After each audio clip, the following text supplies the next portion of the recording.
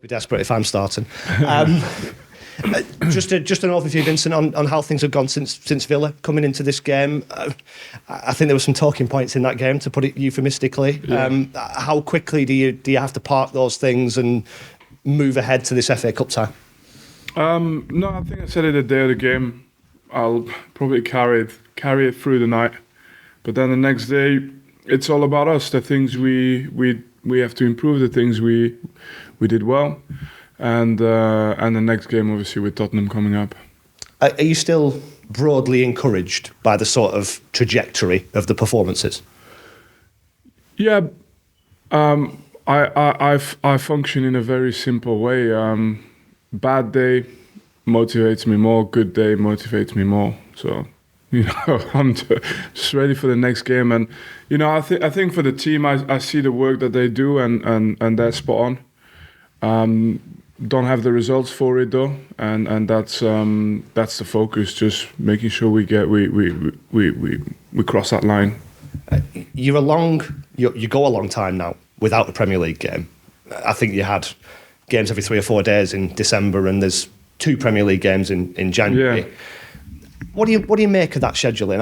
I know there's been a bit of talk about winter breaks or mini winter breaks or whatever they're called in the Premier League. Does it feel a bit strange to have so many games and then so few? I don't know. I'm not one for complaining about that kind of stuff too much. I just get on with it. They arrange the fixtures and we play, and as long as it's fair and everyone's going through the same, then I have no complaints about it. Does it alter the way you prepare? I guess you have a lot more time on the training ground and here compared to last month. Yeah. Although I'd say probably you start the season with wanting more training sessions than games, and that's because of the cohesion stuff, especially if you have a group of players that haven't played together. And then as the season goes, I think now I'm at a point where I prefer more games than too many training sessions. That's where ultimately you see them make the most progress now, is when they play games. They go to Villa, they go to every game we've played recently. That's when you see the group improving. So that's what I prefer at the moment. I know you've spoken in the past about bringing new players in and it taking a certain number of sessions or a certain amount of sort of contact time with the players. Yeah. If you now would prefer games to training ground time, have you reached that point where they've got enough sessions into them? I think now it's experience. It's building up the just building up the finer details of this league. Being aware of key moments and all these things you can discuss in a video. You can show them footage. You can practice in training, but the best way to learn is getting hurt by it first, and then feeling the reward when you wisen up to it. And we've done so many things really well, but unless you have the points, you're always left wanting for there's always a void, and that's our priority. As far as the FA Cup is concerned, can that be a continuation of this trajectory that you're on and this improvement that we're talking about? Yeah, I mean it's exactly how I look at it.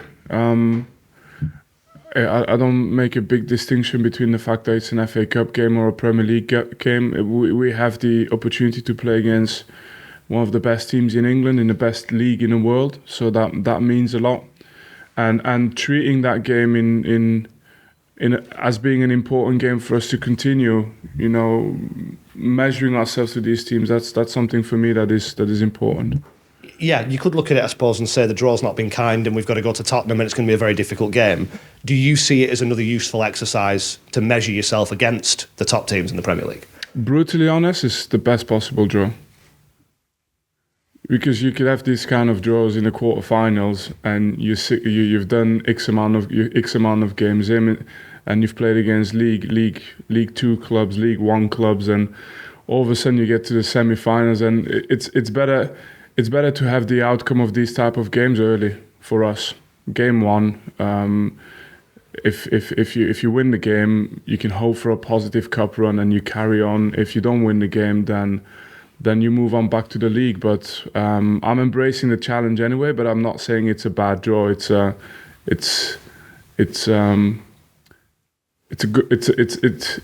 right draw at the right time. Is there more benefit, therefore, to this game against Tottenham, measuring yourself against those players, than maybe winning 2, 3, 4 cup ties against lower division opponents? I think for where we are now, this is better, and I'm not saying it's easy. I'm not saying, obviously my goal is with the team. I think last year we did a few rounds in both competitions, and it was a nice experience. But these moments, they're the moments you want in a cup game. Eventually, whether they come in the first round or in the latter stages. So it's only when you go through these rounds that you know whether you're going to have a cup run. And for us to have it early, it's better, because if we manage to go through the round, then after that I'd be very disappointed if any other team kicks us out. As far as Tottenham are concerned, I think Ange Postecoglou is getting a lot of plaudits for not just the way his team plays, but the way he is in situations like this, and the fact that he seems like quite a normal fella, to be honest. I remember hearing Pep Guardiola say that he became aware of him when he was coaching in Japan for one of the teams in the City group. How long have you been kind of aware of the work he's been doing? Yeah, I've been for a while, actually, for a long time, before he even got to Japan. And I via another person, I got in touch, making sure, just finding out a little bit about what his ideas were about when he was in Japan. So I'm not surprised. He's also done probably the hardest way to do it. He's come from Australia. He's had to get out of Australia, gone into Japan, Scotland, and then getting into the Premier League eventually. But his character and his personality kind of gives you he can show you in many moments as to why he's been successful without having to be talking about football. You can just see it when you see the person. We hear about character a lot, don't we? How important is it to have that right personality and be able to deal with those setbacks? Yeah, I mean it's a tough gig in the sense that you have to have the right personality, character. You have to have leadership. You have to be tactically, technically aware, and everybody has his strengths and weaknesses, of course. So it's hard to be all those things at once, and it seems to be what everyone demands, though, and that's there's very few people who are like this, and yeah, that's.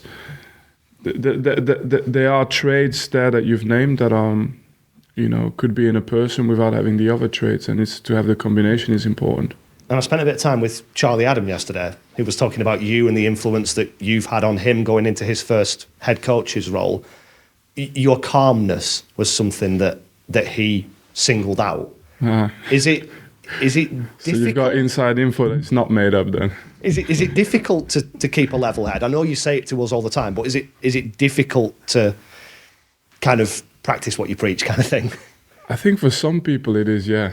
But I don't know. I try to explain to you when I'm in a press conference as well, just simply who I am. I've always been like this, and I have a switch like everybody, like every human being as well. But that switch comes a little bit later maybe than others, and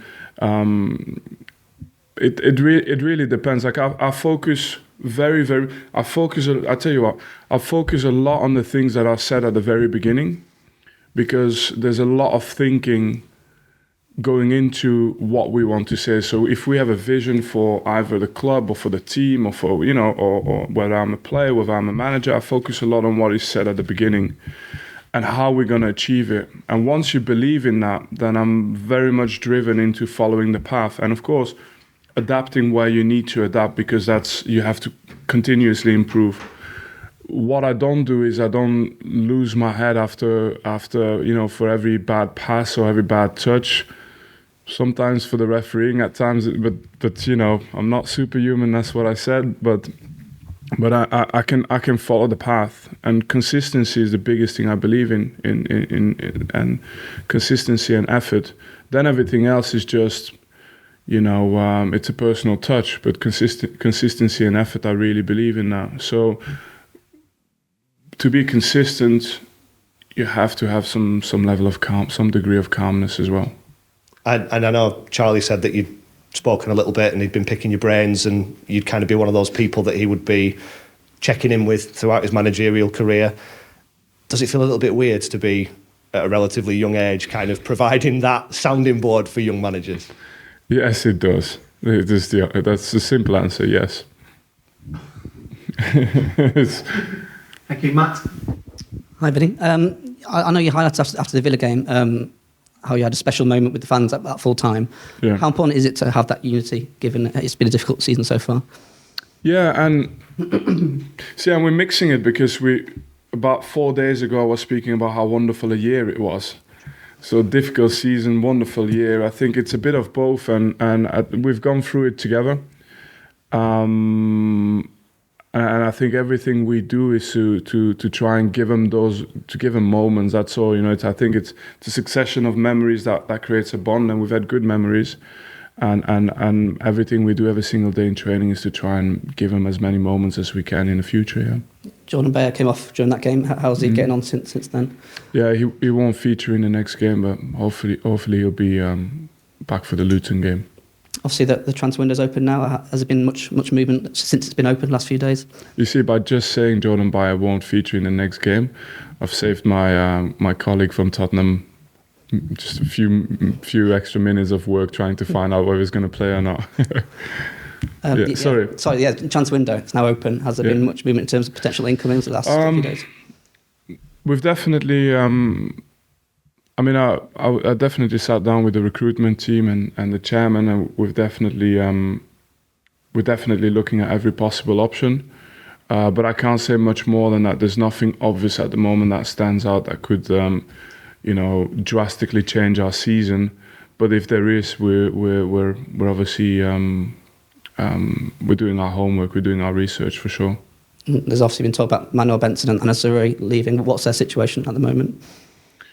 Yeah, I think, look, it's fair to say that both players haven't featured too much this season, but as to the discussions we're having with them, we're pretty clear. We definitely believe in the players, and I think the situation of Anas is not the situation of Benny, so we're having those conversations individually. And finally, just seen that Owen Dodson and Dar Costello being recalled. Obviously, Costello's gone out again. What's the plan with that? Owen Dodson, Dar Costello being recalled, but Costello's gone out again. What's the plan now with Owen Dodson? Yeah, Owen will go back on loan and play. Yeah. Thank you. Thank you. Last one at the back. Pierre Media for Ellie. Thanks, Matt. Thank you. Hi, Vinny. It's been a busy time. So in terms of your selection for this weekend, do you see it as an opportunity maybe to give some other people a chance, or do you want to stick with broadly the team that you've been playing? No, I think we, like I said, we look at this game against Tottenham as another Premier League game. So, even if there is a change or two, I don't think there's anything crazy to expect. I mean, the goal for us is to continue trying to play against these teams and maybe get results against these teams, and I don't think we can afford to do anything too crazy, but maybe one or two, but nothing major. Tottenham are obviously missing Son now. There's a few kind of big Premier League players who've going to AFCON or Asian Cup. Do you think that those competitions could potentially have a decent impact on what happens in the Premier League over the next month or so?